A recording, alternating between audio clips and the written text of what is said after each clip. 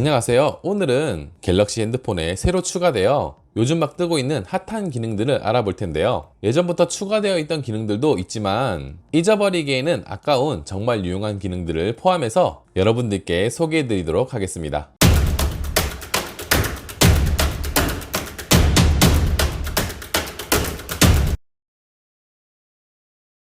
스마트폰은 우리가 잠든 사이 주기적으로 자동으로 업데이트되면서 새롭고 유용한 기능들을 추가하게 되는데요. 명색의 스마트폰인데 추가된 신규 기능들을 몰라서 손해 아닌 손해를 보는 분들을 위해 이번 영상을 준비해 봤습니다. 어쩌면 직장인이나 학생 그리고 한 번씩 문서를 다루는 분들에게 더없이 유용한 기능이 될 수 있는 오늘의 기능 5가지를 한번 소개해 볼게요.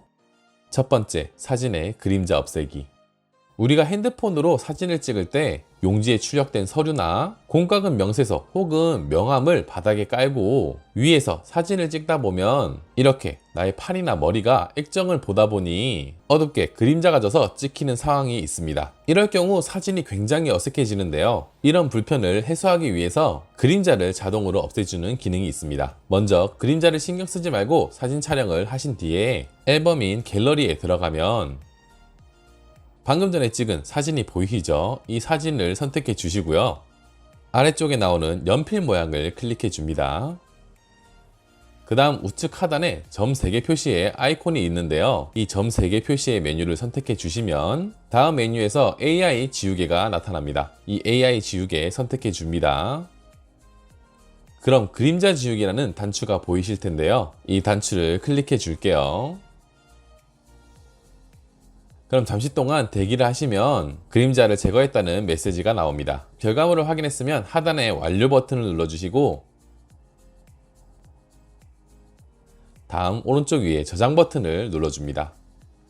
그럼 이렇게 그림자가 없어진 결과물이 보이시죠? 이전과 이후 사진을 비교해도 결과물 차이가 보이시죠? 두 번째, 모니터 촬영 시 노이즈 없애기.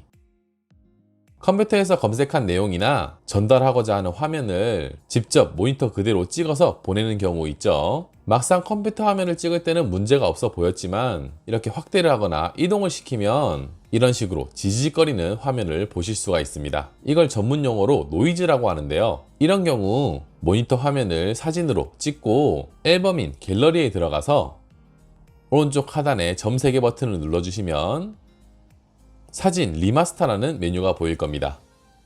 그럼 잠시 로딩이 뜨고 노이즈가 있는 화면과 없는 화면이 비교가 되는데요. 화면의 커서를 이동하여 노이즈를 없애기 전 화면과 노이즈를 없앤 화면을 비교할 수 있습니다.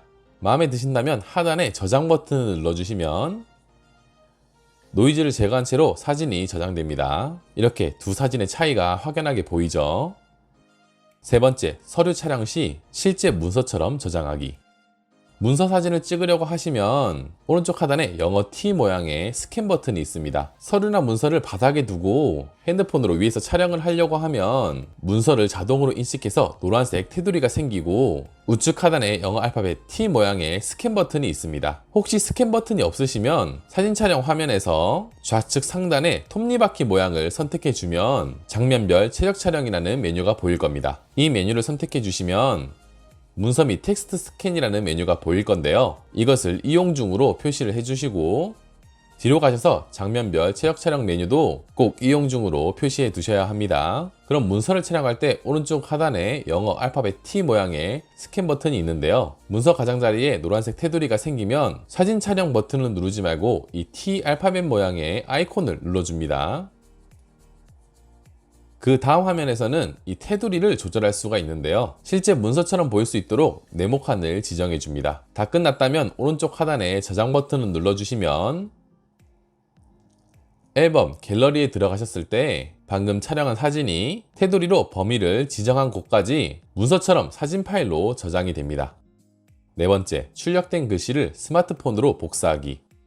책이나 서류처럼 이미 출력되어 있는 문서의 글씨를 내 핸드폰에 옮기고 싶은 경우 있으시죠? 이런 경우 문서에 보이는 내가 글씨를 가지고 오고 싶은 부분을 사진으로 찍고 앨범인 갤러리에 들어가셔서 방금 찍은 사진을 불러옵니다. 그럼 이렇게 내가 찍은 문서의 사진이 있죠? 이 사진을 꾹 눌러주시면 글씨가 선택되는 게 보이실 겁니다. 글씨를 자동으로 인식해서 내가 범위를 지정할 수가 있는데요. 내가 가지고 오고 싶은 글씨의 범위를 선택해서 복사를 눌러줍니다. 그리고 메모장에 붙여넣기를 해서 저장을 하거나 카톡으로 붙여넣기를 해서 텍스트로 저장을 하시면 되겠죠. 책이나 문서 말고 컴퓨터 화면도 글씨를 복사해 올 수 있는데요. 간혹 글씨 복사가 안 되는 웹사이트에 가지고 오고 싶은 글씨를 직접 모니터에 대고 사진을 찍은 후에 똑같이 앨범에 들어옵니다. 그럼 방금 전에 저장한 사진이 보이시죠? 동일하게 글씨 부분을 꾹 눌러주시면 이렇게 텍스트를 영역을 지정할 수 있습니다. 이 지정한 영역을 다시 복사하여서 동일하게 카카오톡이나 메모장에 저장을 하실 수가 있겠죠. 다섯 번째, 영어 화면 번역하기. 최신 휴대폰이시라면 홈 버튼을 꾹 누르면 자동으로 번역하는 기능이 있는데요. UI 버전이 6.1 이하인 핸드폰이라면 다른 방법으로 영어 화면을 번역할 수 있습니다. 구글 사이트를 이용하는 방법인데요. 구글은 핸드폰을 사면 자연스럽게 깔려있는 어플이기 때문에 따로 다운을 받지 않으셔도 사용하실 수가 있습니다. 먼저 핸드폰으로 인터넷을 검색하다 보면 이렇게 영어로 되어 있는 문서를 볼 수가 있는데요. 이런 화면을 번역하고 싶으시다면 우선 캡처를 해줍니다. 캡처를 하는 방법은 손날로 화면을 붙여서 이렇게 밀어주는 방법이 있고 핸드폰 측면에 전원 버튼과 볼륨 아래 버튼을 동시에 눌러서 캡처하는 방법이 있습니다. 캡처가 완료되면 깜빡거리는 효과가 있는데요. 캡처가 완료되었다면 내 폰에 깔려있는 구글 어플에 들어가서 중앙을 보시면 여러가지 메뉴가 있습니다. 메뉴를 옆으로 넘기다 보면 텍스트 번역이라는 메뉴가 있는데요. 이 텍스트 번역이라는 메뉴를 선택해 줍니다.